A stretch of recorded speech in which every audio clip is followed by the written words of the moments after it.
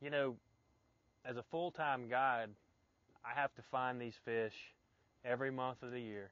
And like I said before, they're always moving.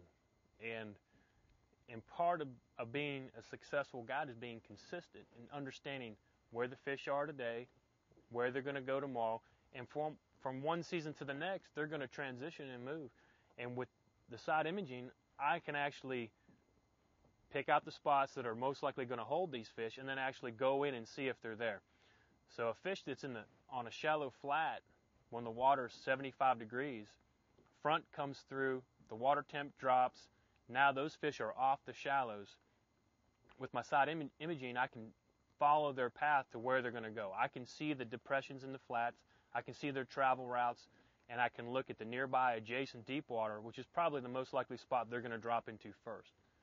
In my area, we have some old windy backcountry rivers which have very deep holes on every turn.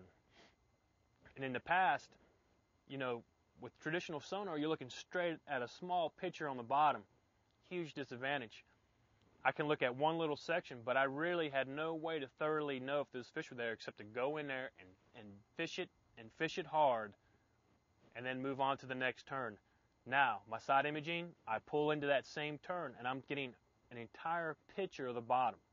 So I know now if the fish are there, where are they at, how far are they off, suspended off the bottom. Maybe they're smack on the bottom. So I know where the fish, I know what water depth to present my bait to these fish, and again, boom, I'm in the zone.